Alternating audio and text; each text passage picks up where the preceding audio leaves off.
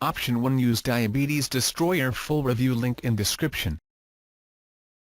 Diabetes Destroyer is a step-by-step guide that reveals a scientifically tested 3-step method that was designed to help you permanently reverse your type 2 diabetes, without eating weird-tasting foods, using expensive devices, or doing harsh workouts. According to David Andrews, like you, he was also a type 2 diabetic. Option 2, use the following natural therapy should be discussed with your doctor. Bauhinia forficata and Myrcea uniflora.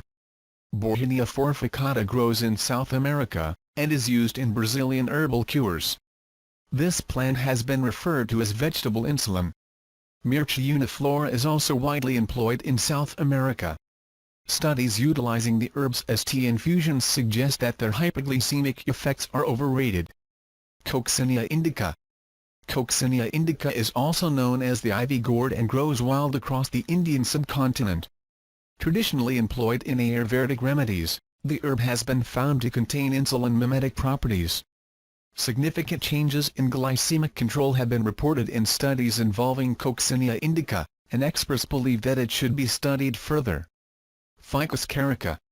Ficus carica, or fig leaf, is well known as a diabetic remedy in Spain and southwestern Europe, but its active component is unknown. Some studies on animals suggest that fig leaf facilitates glucose uptake.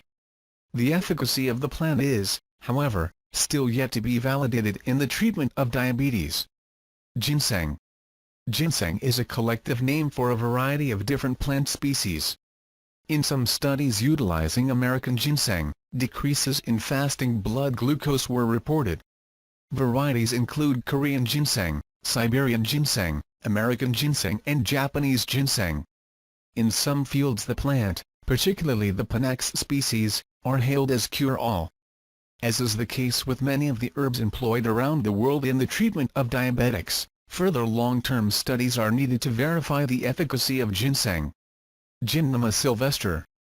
Gymnema sylvestre is also employed in traditional Ayurvedic medicine.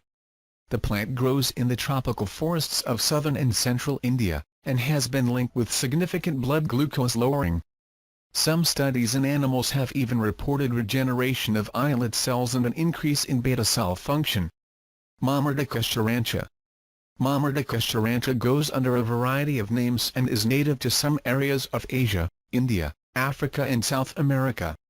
Marketed as charantia, it is also known as Karela or Kerala and bitter melon. The herb may be prepared in a variety of different ways, and may be able to help diabetics with insulin secretion, glucose oxidation and other processes.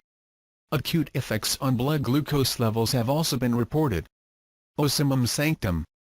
Ocimum sanctum is an herb employed in traditional Ayurvedic practices, and is commonly known as holy basil. A controlled clinical trial showed a positive effect on postprandial and fasting glucose, and experts predict that the herb could enhance the functioning of beta cells, and facilitate the insulin secretion process. Opuntia streptacantha. Opuntia streptacantha is commonly known as the prickly pear cactus in the arid regions where it grows. Inhabitants of the Mexican desert have traditionally employed the plant in glucose control. Intestinal glucose uptake may be affected by some properties of the plant, and animal studies have found significant decreases in postprandial glucose and HbA1c. Once again, to validate the prickly pear cactus as an effective means of aiding diabetic patients, long-term clinical trials are needed. Silybum marianum. Silybum marianum is also known as milk thistle, and is a member of the aster family. Silymarin contains high concentrations of flavonoids and antioxidants, some of which may have a beneficial effect on insulin resistance. The role of milk thistle in glycemic control is little understood. Trigonellophonum graecum.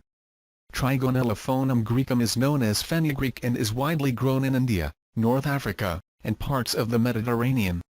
It is also a part of Ayurvedic treatment, and is used extensively in cooking. Of the few non-controlled trials that have been carried out on type 2 diabetics, most report improved glycemic control. Further study is certainly warranted. Thank you for watching. Powered by Thank you for watching. Powered by Thank you.